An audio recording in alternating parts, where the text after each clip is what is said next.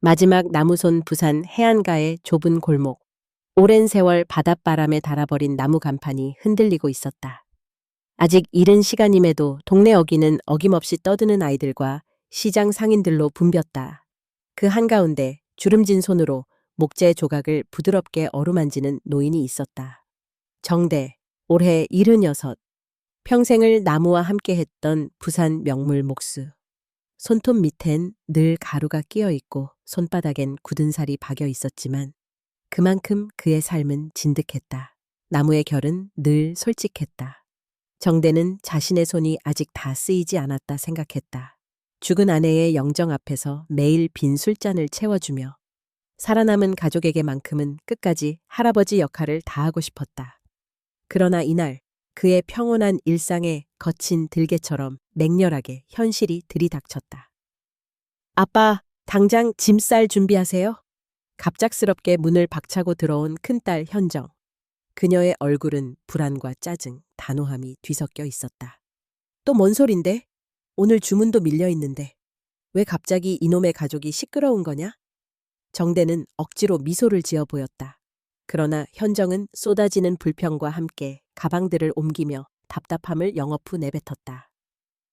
아빠, 지금 건강검진도 해야 하고 병원 진료 예약도 했어요. 나이 들어서 자꾸 깜빡깜빡하니까 더 미루면 안 돼요. 내가 내 몸을 모를까봐 그러냐? 멀쩡하다. 병원 놀이 그만하라. 아빠, 제발 우리도 좀 생각해 주세요. 나랑 오빠랑 일하는데도 아빠 돌보느라 매일 힘들단 말이에요. 정대는 홧김에 손에 쥔 나무 망치를 탁탁 내리치며 소리쳤다. 내가 언제 걔들 손자, 손녀쯤이나 귀찮게 했냐? 아직 준비도 안 된 죽음 같은 병실에 나를 쳐넣긴 싫다. 아직 그만하세요. 복도에서 딸 현정의 남편 태식이 굳은 얼굴로 나섰다. 정대 씨, 이제 나이도 있고 이 집 관리도 힘듭니다. 병원도 병원이지만 딱 괜찮은 요양센터 알아봤으니? 정대는 눈이 번쩍 커지며 그를 노려봤다. 요양원? 이 집은 내 집이다. 내가 여기 떠나면 이제 더 이상 나무에 못질도 안 하고 손주 얼굴도 못 보고 그게 뭔 인생이냐. 태식은 좀처럼 주눅들지 않는 목소리로 말했다. 아버님께 계속 맡겨두면 오히려 위험만 키웁니다. 지난번에 가스불 끄는 거 깜빡하고 애가 위험할 뻔했잖아요. 정대는 그 말을 듣고 순간 얼굴이 일그러졌다. 그 일이 있은 후로 자신이 가족에게 짐인가 하는 생각이 조금씩 스며들곤 했다. 그러나 그 생각을 인정하고 싶지 않았다. 그건 자존심을 사정없이 짓밟는 일이었다. 그래도 내가 할 수 있는 게 있다는 걸 보여주면 되지 않냐. 정대는 나직이 자신을 변호했다. 현정이 소리쳤다. 더 이상 무리하지 마세요, 아빠. 엄마 돌아가시고 우리도 힘들어요. 엄마는 너처럼 날 함부로 다루지 않았다. 네가 언제까지 내 인생을 결정하려고 하는 거냐. 갑작스러운 외침에 집안 공기가 바늘처럼 팽팽했다. 침묵 속 가족 누구도 눈을 마주치지 못했다. 몇 분 뒤 태식이 휴대폰으로 어딘가 전화를 걸었다. 응, 여기 다 준비됐다. 곧 출발할게요. 정대는 그제서야 무언가 잘못 돌아가고 있음을 깨달았다. 갑자기 그의 심장이 세차게 뛰기 시작했다. 이게 뭐야? 왜 이렇게 급하게? 현정이 짜증 섞인 목소리로 가방을 쥐어주었다. 아빠, 차 대기해놨어. 빨리 나가요. 아직 난... 말을 끝맺기도 전에 태식이 힘으로 정대를 일으켜 세웠다. 정대는 순식간에 현관까지 끌려 나왔다. 현관문 틈 사이로 얼마 전 손수 다듬은 작은 나무 의자가 보였다. 순간 눈물이 핑 돌았다. 내가 내 발로 이 집을 나가는 게 마지막일 줄 몰랐다. 정대가 중얼거렸다. 찬바람과 함께 집 대문이 드르륵 열렸다. 저 멀리 택시처럼 보이는 검은 밴이 대기하고 있었다. 정대는 발을 질질 끌며 마지막 힘으로 딸을 노려보았다. 너희는 나를 버리는 거다. 잊지 마라. 언젠가 똑같이 당할 거다. 현정이 외면하며 차 문을 열었다. 아빠, 미안하지만 조용히 좀 계세요. 우리 인생도 지옥이야. 정대는 한참 동안 멈춰 서서 부산 바다 쪽으로 고개를 돌렸다. 파도는 여전히 절박하게 밀려왔다. 아무리 인간이 떠나도 바다는 모든 것을 다 지켜보고 있다는 듯이. 그날 차의 뒷좌석에서 정대는 자신이 쌓아온 나무결 위에 가족의 배신이라는 핏자국이 번지는 것을 느꼈다. 이 손이 욕망도 미움도 다 깎아낼 수 있다면 차창 밖으로 익숙한 골목이 사라져갔다. 그리고 낯선 음산한 외곽의 도로가 나타났다. 정대의 악몽 같은 새로운 삶이 그곳에서 시작될 줄 그는 아직 알지 못했다. 회복의 덧배는 부산 외곽의 황량한 도로를 따라 달렸다. 바다의 짠내도 소음 가득한 골목도 이제 모두 멀어졌다. 차창 밖 풍경은 점점 일신연스러워졌다. 푸른 하늘 아래 펼쳐졌던 바다는 사라진 채 근심 가득한 산등성이와 썰렁한 공터만 줄지어 이어졌다. 아빠, 다 왔어요. 현정의 목소리는 무감정했다. 정대는 대답 대신 고개만 저었다. 심장이 무겁게 짓눌렸다. 차가 멈춘 곳은 희망재활센터라는 팻말이 달린 건물 앞이었다. 고층 빌딩도 따뜻한 무늬도 없이 거칠고 낡은 벽과 철문이 인상적이었다. 태식이 기다렸다는 듯 문을 열었다. 어서 내리세요, 정대 씨. 태식의 얼굴엔 이미 책임감이라는 감정이란 건 존재하지 않았다.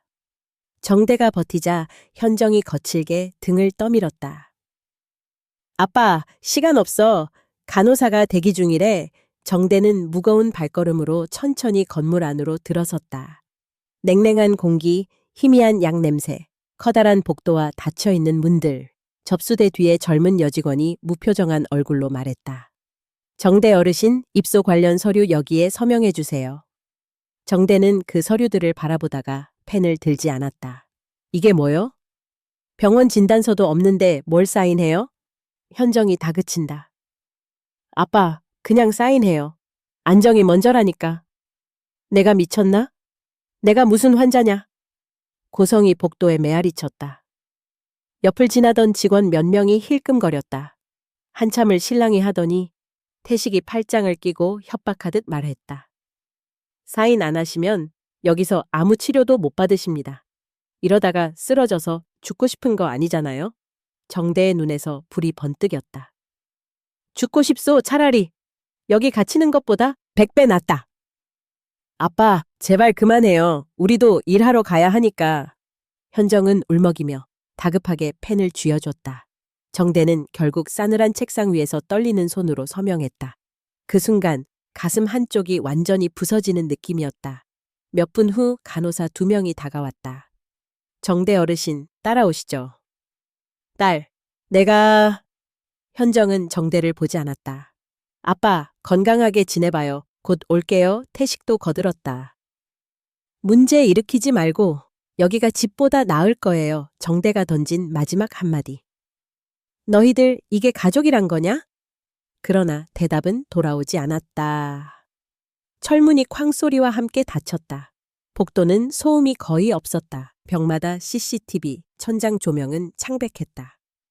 지나가는 사람들, 환자도 직원도 모두 표정이 없는 좀비 같았다. 정대는 자신의 방으로 안내받았다. 문 앞 별도의 잠금 장치, 작은 창이 달린 방문, 철제 침대와 쇠로 된 작은 옷장, 구석엔 CCTV. 필요한 건 수첩에 적어 제출하세요. 야근 시간 맞춰 드릴 테니 반출물은 금지입니다. 간호사의 목소리는 기계적이었다. 정대는 바로 물었다. 휴대폰 내놔요. 어르신, 입소 규정상 가족 외 통화는 제한됩니다. 건강에 안 좋으니까. 말 같지도 않은 소리! 내 손주 보고 전화 한 통도 못해? 가족 면회는 외부 신청 후에만 가능합니다. 정대가 고함을 치려 했으나 간호사가 쿨하게 사라졌다. 침대에 앉은 정대. 손바닥에 굳은 살을 쓰다듬으며 세상에서 버려진 마른 나무 같다는 생각이 들었다.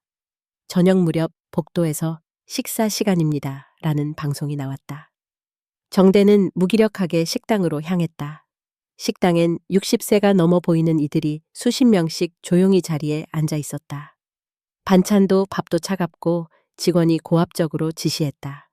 남기지 마시고 말하지 마세요. 잡담은 건강에 해롭습니다. 옆에 앉은 노인이 낮게 속삭였다. 새로 왔나? 저기도 한 달 전에 온 건데 괜히 반항하면 약만 더 늘어나. 정대는 분노의 눈빛으로 말했다. 여긴 감옥이잖소. 다들 이렇게 당하나? 노인은 떨어지는 목소리로 답했다. 애들이 하라는 대로 안 하면 여기선 살아도 산 게 아니야. 다 가족한테 버려진 사람들이지. 특히 한 구석에서 누군가 소리쳤다. 내 아들놈 병원이라더니 여길 질질 끌고 와. 이게 효도냐? 살인이지. 직원 2명이 달려와 그 노인을 끌어낸다. 조용히 좀 계시죠, 할아버지. 놔! 이놈들이? 분위기는 점점 더 조여왔다.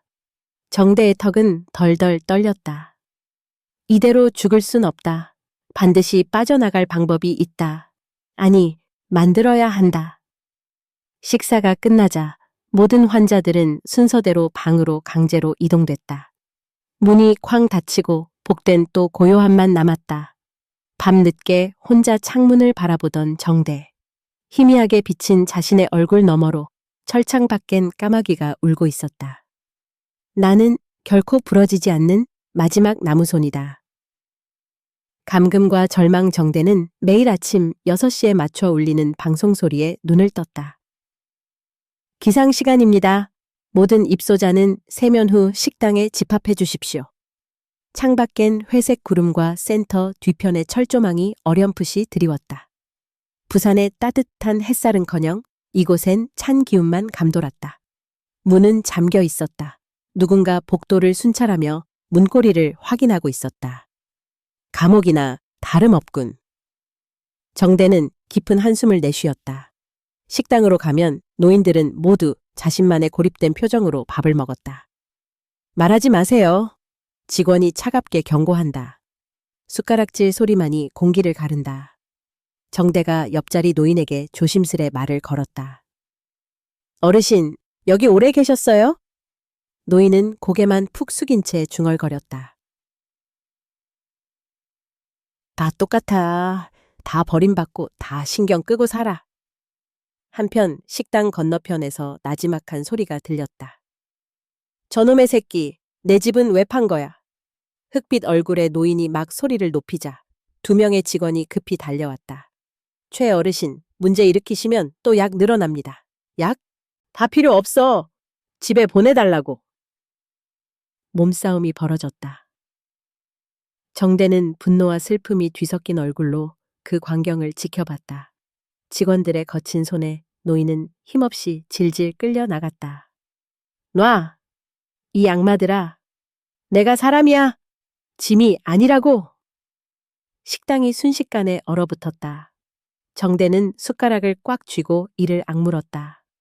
정대의 하루는 언제나 반복되는 감금 속에서 흘러갔다. 옷은 지정된 수납장에 보관, 화장실은 반드시 관리자의 허락, 외출은 금지.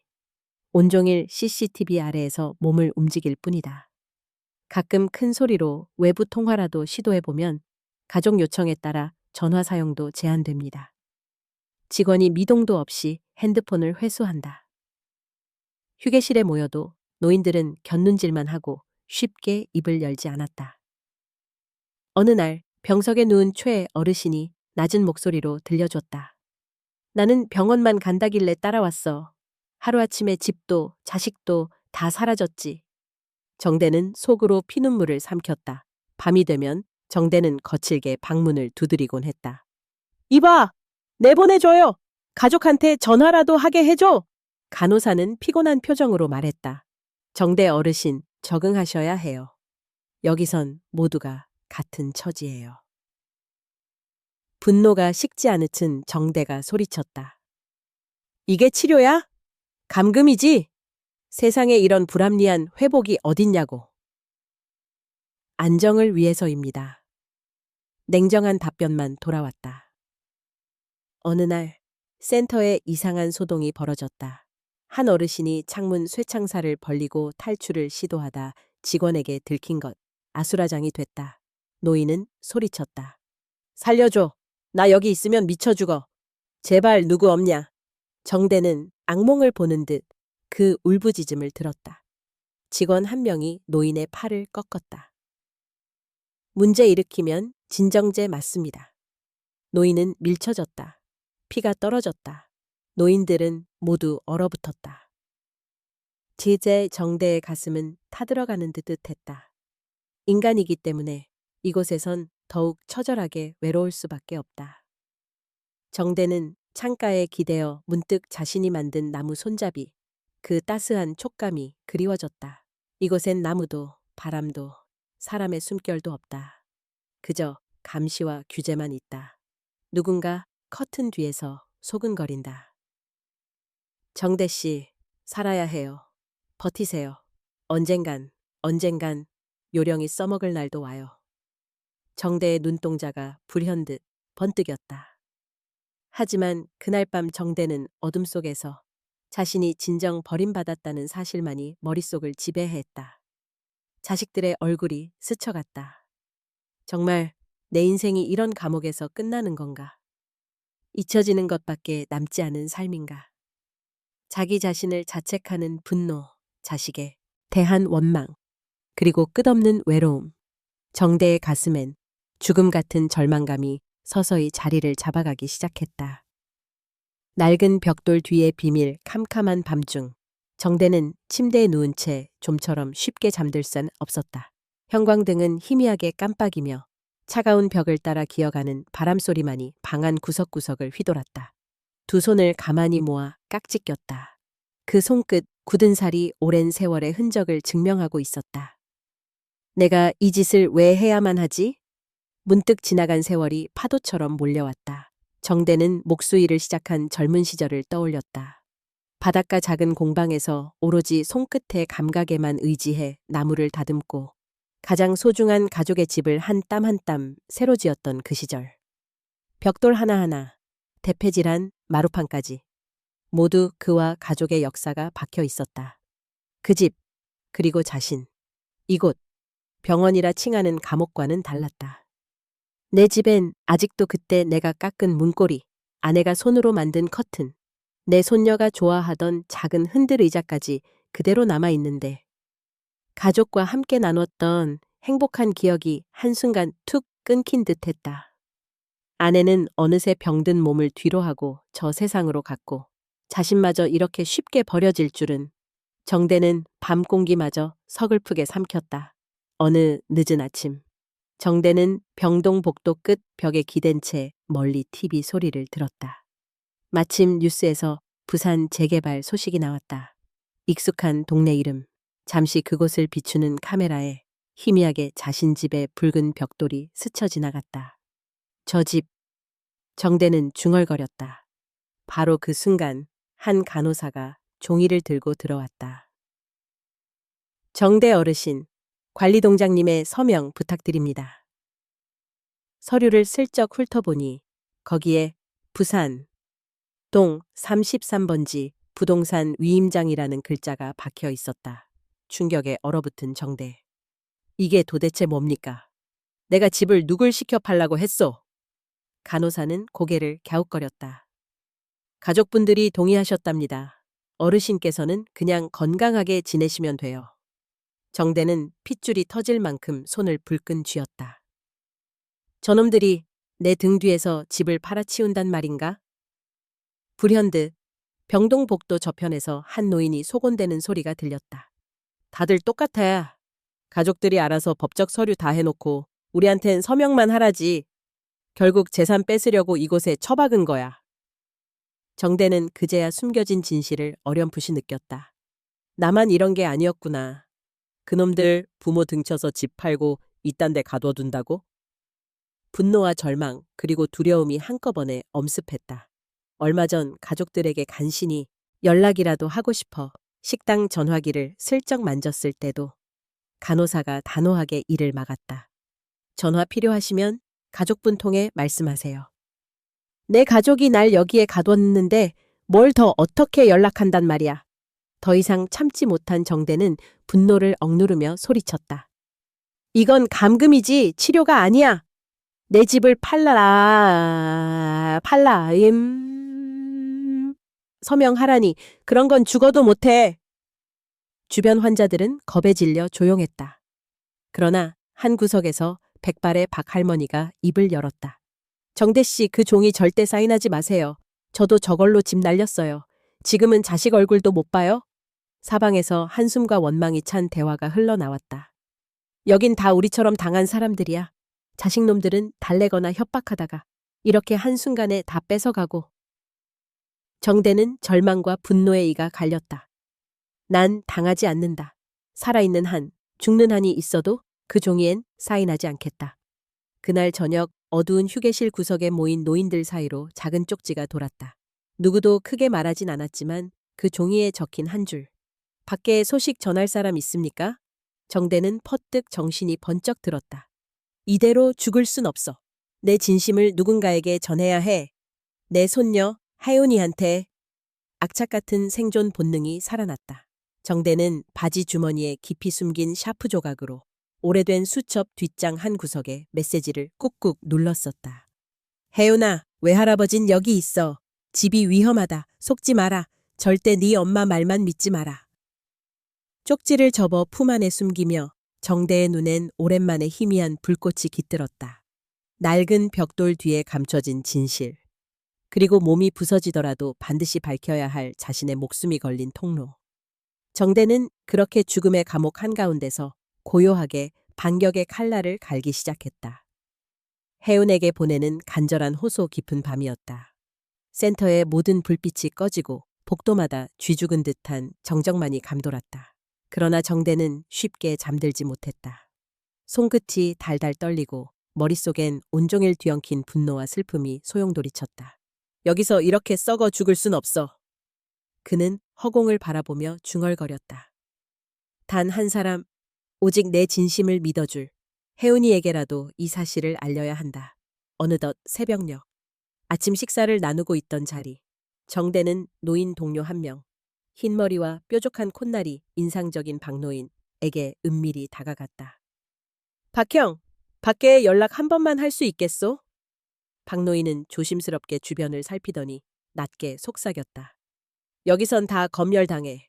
하지만 아래층 재활동에 나갈 때 청소부에게 5만 원만 주면 메모 하나쯤은 전달해 주더군. 정대는 한숨을 내쉬었다. 가진 거라고는 이 낡은 수첩 한 권뿐인데. 박노인이 미간을 좁혔다. 그래도 시도해봐. 자네도 포기하지 않는 게 좋을 거요.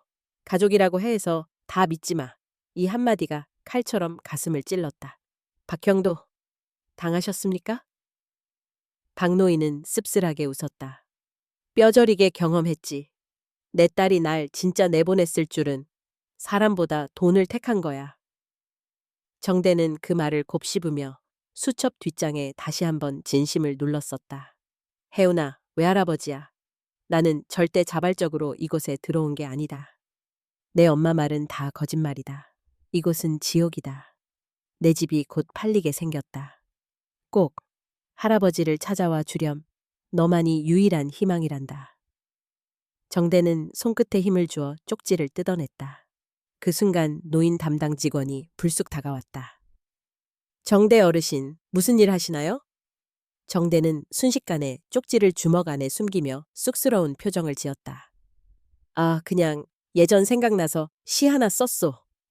불필요한 메모나 문서는 제한됩니다. 직원은 꼬치꼬치 물었지만 다행히 깊이 캐묻지 않았다. 직원이 떠나자 박노인이 슬며시 다가왔다. 이쪽으로 주시오. 내가 청소 아줌마한테 얘기해두었지. 정대는 손을 떨며 박노인에게 쪽지를 넘겼다. 오후, 병동 전체에 긴장감이 맴돌았다. 이날따라 직원들은 더욱 예민하게 환자들의 동태를 살폈다. 누군가 전화를 쓰려고 하자 직원이 냉정하게 제지했다. 가족 요청 아닌 외부 연락은 불가합니다. 정대는 자리에 앉아 멍하니 창밖만 바라보았다. 갑자기 불안이 몰려왔다. 혹시 박노인이 배신하면 어쩌지? 쪽지가 들키거나 혜은이에게도 뭐가 잘못 전해지면. 하지만 또 한 번 간곡한 희망의 불씨가 피어올랐다. 혜은이라면 믿어줄 거야. 우리 집 진짜 주인, 내 진짜 가족은 결국. 다음 날 점심 박노인이 조심스럽게 속삭였다. 쪽지 잘 전달됐다고 들었어. 청소 아주머니 딸이 카카오톡으로 사진 찍어서 보냈대. 정대의 눈에 금세 눈물이 맺혔다. 정말입니까? 내 손녀가 이 사실을 알게 됐다니. 박노인은 어깨를 툭 두드렸다. 가족이라는 게 결국 시험을 겪어봐야 진짜가 남지. 이윽고 저녁. 갑자기 병동에서 직원들이 단체로 회의에 들어가고 환자들 사이에는 기묘한 소문이 돌았다. 누가 외부랑 연락한 거 들켰단다. 이번엔 진짜 벌점 크다. 누군가 탈출 계획을 꾸미고 있나봐. 정대의 심장은 쿵쾅거렸다. 설마 내 쪽지가 들킨 건 아닌가? 그는 조용히 방 안에서 손을 부여잡고 떨기 시작했다. 그날 밤 뜻밖의 짧은 답장이 허락됐다. 병동 직원이 이름을 호명하며 말했다. 정대 어르신, 손녀분이 메시지 보내왔습니다. 정대의 손끝이 떨렸다. 쪽지가 조심스럽게 건네졌다. 외할아버지, 엄마는 할아버지가 직접 들어간 거라고 했어요. 솔직히 저는 믿고 싶지 않아요. 하지만 당장 제가 뭘 할 수 있을진 할아버지 부디 포기하지 마세요. 하운 올림. 정대는 그 자리에서 무너질 듯 주저앉았다. 혜운의 글씨는 아직 어렸다. 그러나 그 진실한 말 속에서 정대는 다시금 살아갈 힘을 얻었다. 그래, 내가 아직 끝난 게 아니야. 단 한 사람만이라도 내 말과 마음을 알아주는 순간 나는 어떤 감옥이라도 견딜 수 있다. 밤하늘 달빛 아래서 정대는 똑바로 복도 어딘가를 응시했다. 원망, 절망 얼마나 쏟아부어도 진짜 가족에겐 아직 닿을 수 있다. 그 생각이 정대를 다시 일으켜 세웠다. 늑대 무리와의 두뇌 싸움, 외할아버지가 직접 요양원을 원했다고? 혜우는 쪽지를 받고도 반신반의했다. 엄마의 말과 외할아버지의 호소가 정면으로 충돌하는 상황. 혜운의 마음은 쉬 결론 내리지 못했다. 하지만 손에 남은 그 삐뚤빼뚤한 글씨와 말미에 떨리는 사인, 그리고 할아버지 특유의 우직함이 또렷이 묻어난 편지는 단순한 유언비어와는 달랐다. 혜운은 결심했다. 직접 확인해야 해. 이대로 끝낼 수 없잖아. 다음 날, 혜운은 센터 위치를 확인해 무작정 찾아갔다. 건물 외관은 겉보기에 평범했으나 안으로 들어서자마자 엄습하는 삭막함이 어릴 적 봤던 시골 병원의 푸근함과는 전혀 달랐다. 데스크에 앉아있는 직원에게 조심스럽게 물었다. 정대 어르신 손녀인데요. 면회 가능할까요? 직원은 서류철을 뒤적이며 딱딱한 미소를 지었다. 현재 가족부는 보호자 동의 없이는 직접 면회나 전화 연결이 어렵습니다. 제가 외손녀인데요. 정말 따로 연락한 적 한 번도 없는데. 직원은 고개를 저으며 답했다. 담당 보호자분이 환경 적응을 방해하는 외부 자극은 삼가달라고 요청하셨어요. 혹시 가족 간 직접 의논해 보시겠어요? 직원의 태도는 뭔가를 감추는 듯한 심드렁함 그 자체였다. 혜우는 늦게서야 깨달았다. 여긴 보호자와 원장, 그리고 직원까지 다 한패야. 집으로 돌아온 혜우는 평소와 달리 분노의 감정을 숨기지 않았다. 거실에서는 엄마, 현정이 마치 아무 일도 없었다는 듯 저녁 준비를 하고 있었다. 참다 못해 혜운이 물었다. 엄마, 외할아버지 정말 직접 가겠다고 하신 거야? 현정의 표정이 단단하게 굳었다. 무슨 말이니? 내 외할아버지는 혼자 두면 위험해서 우리가 정한 거야. 네 학교도 가야 하고 나도 바쁘지 않니? 하지만 외할아버진 아직 건강해. 엄마, 집 팔려는 거 할아버지 몰래 진행한 거 사실이야? 현정은 한순간 흔들리는 듯 했지만 이내 강한 눈빛으로 딸을 마주봤다. 네가 뭘 안다고 그래? 엄마가 죽도록 고민해서 내린 결정이야. 죽도록 고민해서? 사람이 돈이랑 바뀌는 게 그게 고민이냐고. 내가 알던 엄마가 왜 이렇게 됐는지 모르겠어. 평생 처음 보는 딸의 분노와 맹렬한 질책에 현정의 목소리도 날카로워졌다. 살아보면 알 거야. 가족이라는 무게가 때론 얼마나 잔인한지. 네가 직접 밥 한번 해봤어? 밤새 간호해봤냐고. 그래서 외할아버지마저 버리기로 했어? 난 그런 가족 필요 없어. 네에겐 진짜 가족이었던 사람이 외할아버지야. 두 사람 동시다발로 눈물이 맺히고 현실의 벽은 더욱 높아졌다. 결국 해우는 문을 박차고 뛰쳐나갔다. 한참을 방황한 끝 해우는 고등학교 시절 친구인 수진, 지방일간지 사회부 기자를 찾아갔다. 수진은 차분하게 해운의 사정과 편지를 들었다.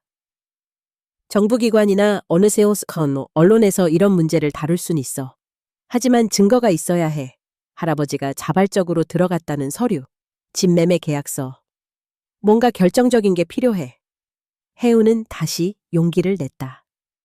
방법을 찾자. 할아버지랑 직접 연락하는 방법, 집 계약 상황 알아보는 법. 모두 두 사람의 대화는 그 결연한 만큼 점점 열기를 띠었다. 수진이 말했다. 상담실장, 센터장, 내 엄마까지 입을 맞추면 사실상 내부 고발자가 필요해. 우리 할아버지 편에 선 누군가가 필요해. 해우는 머리를 끄덕이며 대답했다. 누가 뭐래도 난 할아버지 편이야. 절대 포기 안 해. 그날 밤 해우는 친구의 집 소파에 웅크린 채 오래도록 휴대폰을 붙잡았다. 웃는 얼굴로 사진 찍힌 가족들 프레임을 바라보다. 그 프레임 너머 진짜 가족애란 무엇인지 속으로 수없이 질문했다. 같은 시간 센터장실에선 새로운 음모가 진행되고 있었다.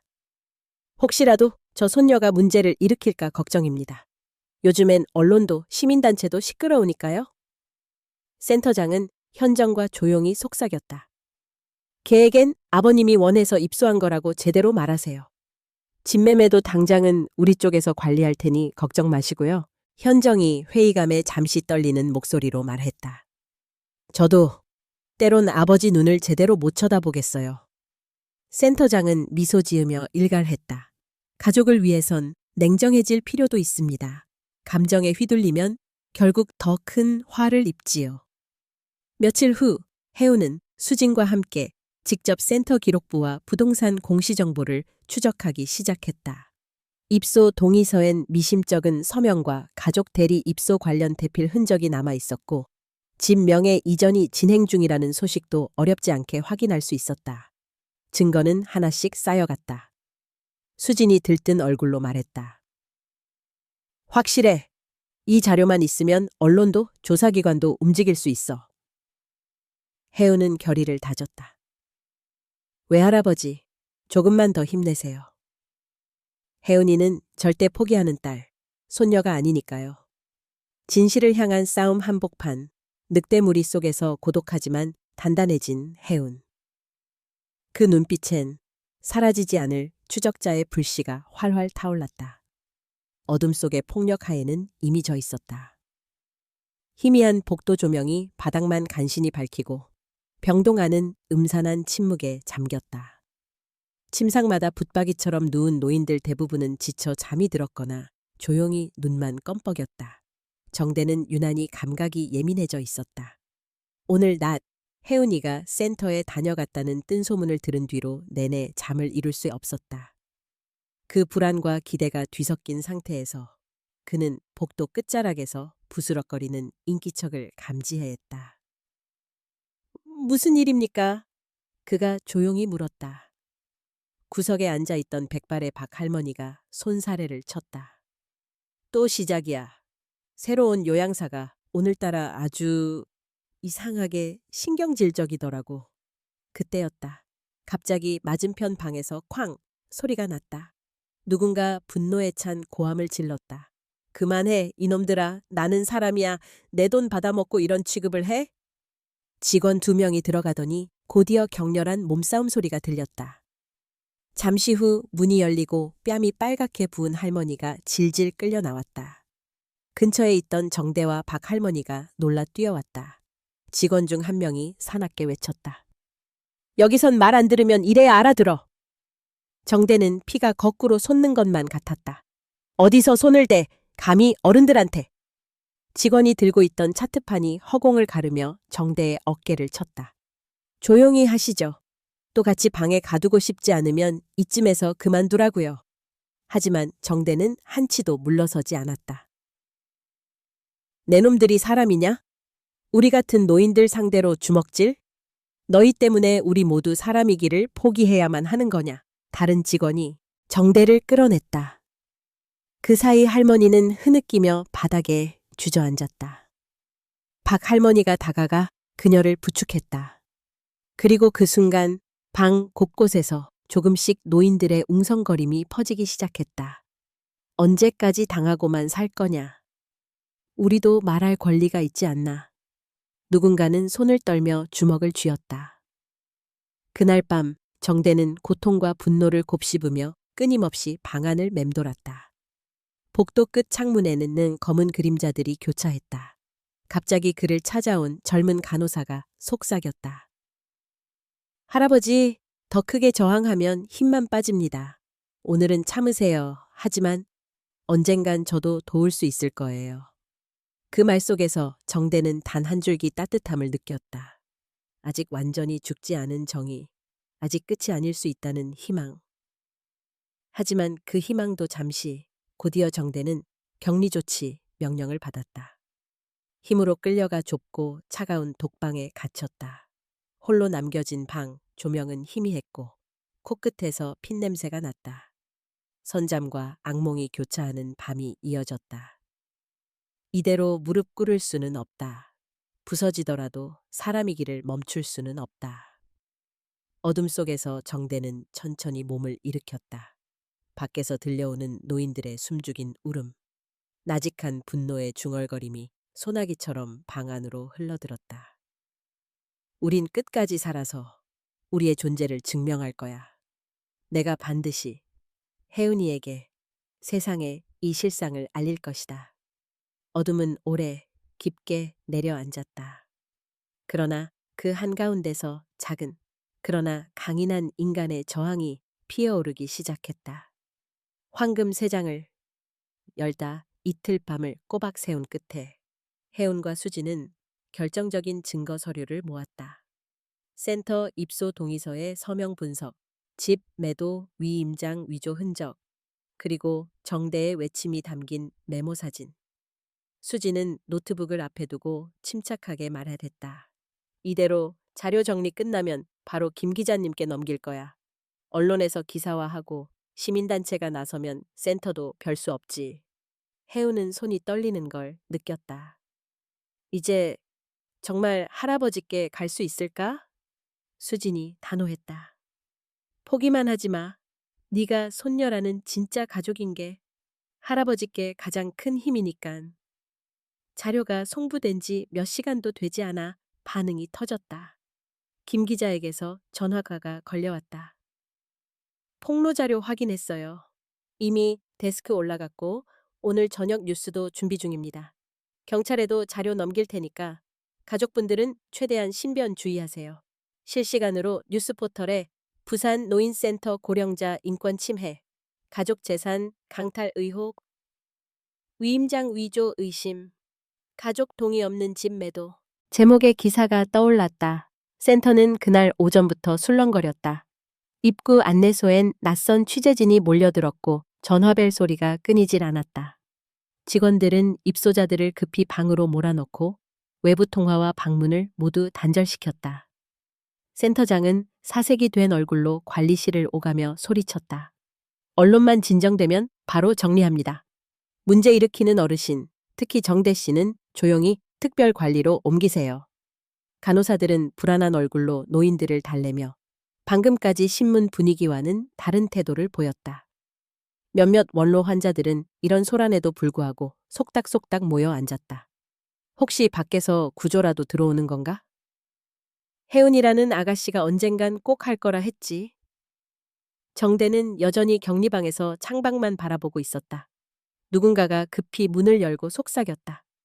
정대 어르신, 혹시 누가 면회 오거든 절대 밖에 문제 없다고 대답하지 마세요. 지금 동료분들 다 힘 모으고 있습니다. 정대는 피곤에 지쳐 있었지만 그 한마디에 눈빛이 번쩍 살아났다. 한편 센터 측은 마지막까지 사태를 덮으려 발버둥쳤다. 정대 어르신을 오늘 밤 중 환자 이송 센터로 넘겨야 합니다. 특별 병동은 기자들도 못 들어오니까. 센터장은 엄마 현정에게 전화를 걸었다. 당분간 방문 삼가고 나중에 공식 인터뷰 땐 무조건 문제 없었다고 답해야 합니다. 현정은 무력하게 앉아 있다가 드디어 사태의 심각성을 깨달았다. 이제 되돌릴 수 없겠구나. 아버지, 제발 무사히 살아만 주세요. 저녁이 되자 센터 마당에 경찰차와 방송차가 들어섰다. 시설 출입구에는 기자들, 경찰관, 몇몇 시민단체 활동가까지 한꺼번에 몰려들었다. 언론에서 오셨습니까? 센터 책임자 만나러 왔습니다. 보호자 동의 없이 입소 처리된 어르신이 몇 분이죠? 추적 기사 때문에 중앙에서도 자료 요청 들어왔습니다. 관리동 복된 음침한 분위기가 흐르고 센터 관계자들은 문제 일으킨 노인이야. 원래 상태가 정신적으로 부적응이 일시적 오해이지 의료적으로 정당 처리. 입을 맞췄지만 침착을 잃은 기색이 역력했다. 그 흐름 속에서 젊은 간호사 한 명이 심장을 두드리며 정대의 방문을 살짝 열었다. 할아버지, 몇 시간만 참으세요. 반드시 누가 오니까. 부디 포기하지 마세요. 정대는 힘겹게 일어나 간호사의 손을 움켜잡았다. 꼭 말해 주시오. 우리는 사람이라고. 더는 숨지 않겠다고. 넓은 센터 한가운데 그날 밤 관찰만 하던 늙은 새들은 한꺼번에 날개를 펴어덕이기 시작했다.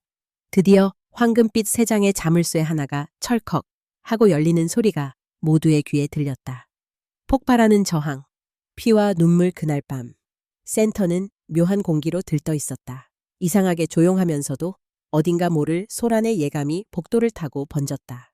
격리방에서 고요하게 숨을 죽이던 정대는 갑자기 다급한 노크 소리에 잠을 깼다. 정대 어르신, 준비됐소?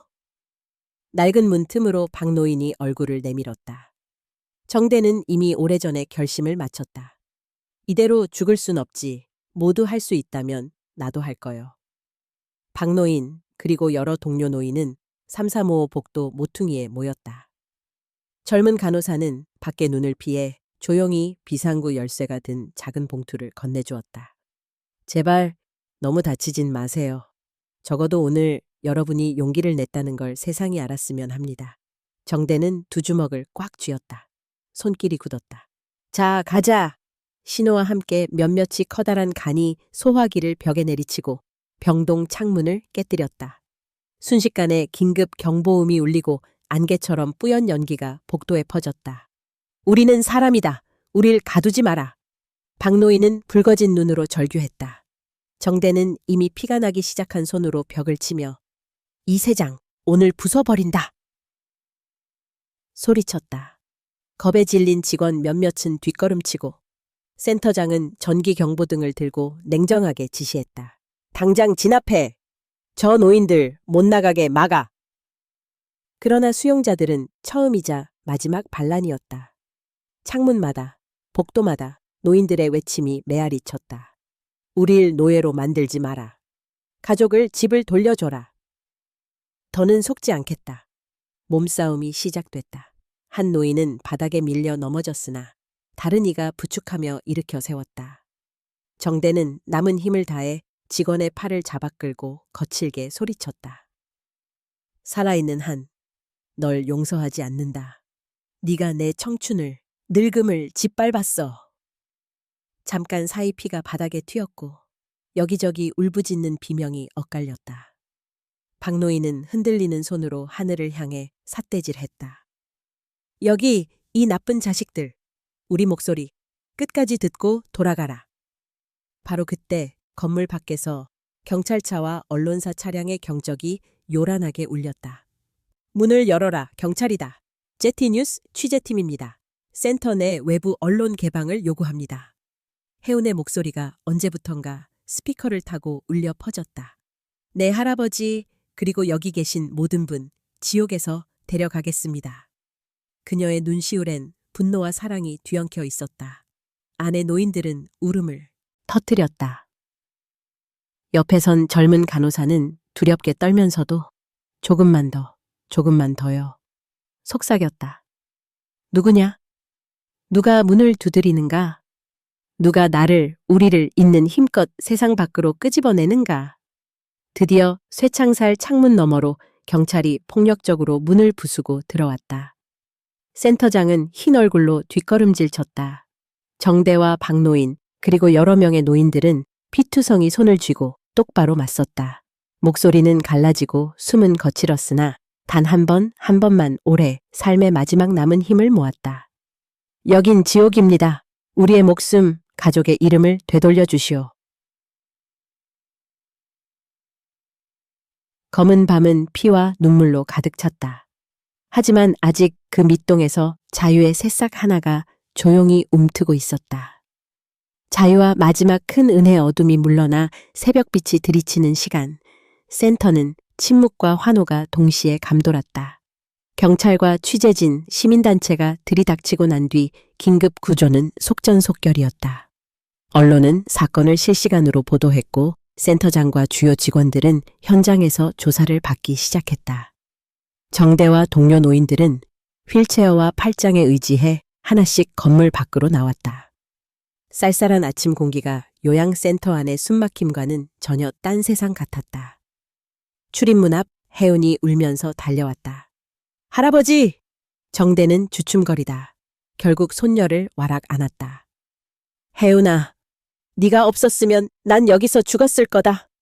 노인들 중에 울음을 참지 못하는 이, 아득하게 하늘만 올려다보는 이, 서로의 손을 꼭 잡고 끝내 한마디 위로를 전하는 이, 모두가 무거운 사슬에서 비로소 풀려난 순간이었다. 혜우는 눈물범벅 얼굴로 아버지에게 그리고 새 친구가 된 노인들에게 손을 내밀었다. 이제 아무도 이런 지옥에 갇히면 안 돼요. 우리 함께 바꿔봐요. 이윽고 경찰이 센터장과 정대의 사위를 수갑찬 채 호송했다. 현정 딸은 파리한 얼굴로 경찰의 질문 공세에 시달렸다. 아버지, 정말 내가 용서받을 수 있을까? 정대는 더는 눈물을 내보이지 않았다. 차갑지만 단호한 목소리로 딸을 바라봤다. 네가 날 죽인 거나 마찬가지다. 가족이 돈에 눈이 멀면 피보다도 쉽게 썩는 법이다. 현정은 울며 무릎을 꿇었으나 정대는 등을 돌렸다. 네, 엄마. 내 집, 내 늙은 삶까지 돌려받을 순 없어. 하지만 너희 같은 자들을 더는 용서하지 않을 거다. 그날의 마지막, 노인의 앞엔 부산 바다가 아침 햇살에 반짝이고 있었다. 정대는 비로소 지난날의 자신을 똑바로 바라봤다. 많이 늦었지만 내가 지켜야 할 게 무엇인지 이제 알았다. 욕망의 눈먼. 자들이 노인을 집어삼키지 못하도록 남은 생을 다해 소리 지를 거다. 혜운이 할아버지를 끌어안았다. 두 사람은 오래도록 해변에 서서 지난 세월의 아픔을 눈물로도 다 못 씻을 상처를 마주하며 자유로운 호흡을 내쉬었다. 신문에는 대서특필로 사건이 다뤄졌다. 노인 강제 수용 및 인권 유린. 사회는 무엇을 잃었는가? 할아버지의 손녀, 작은 촛불이 되어 세상을 밝히다. 여러 단체와 시민들의 서명 운동이 퍼졌다. 정부도 관리 감독을 약속했다. 하지만 무엇보다 중요한 것은 정대와 같은 노인들, 그 가족들의 마음에 우린 아직 서로에게 은혜가 될 수 있다는 희망이 살아난 것이다. 마지막 밤, 정대는 오래된 자신의 집 마루에 홀로 앉아 느린 목소리로 혜운에게 말했다. 사람의 마음이란 돈이나 건물보다 훨씬 단단한 거다. 세상이 변해도 가족이 등 돌려도 끝내 나를 일으켜주는 건 서로 믿고 부둥켜 안으려는 힘, 그것뿐이더라. 혜운이 고개를 끄덕였다. 할아버지, 나중에는 내가 할아버지의 손이 돼줄게요. 두 손 꼭 잡고 다시는 누구도 버려지지 않게. 정대는 조용히 그러나 우렁차게 웃었다. 아픈 만큼 더 소중한 자유. 그 속에서 피어난 마지막 가장 큰 은혜였다. 정대가 마지막으로 바다를 올려다보았다. 아침 햇살과 파도 소리, 그리고 이제 나는 한 걸음도 물러서지 않겠다 라는 맹세가 부산의 바람을 타고 자유의 약속처럼 멀리 퍼져 나갔다.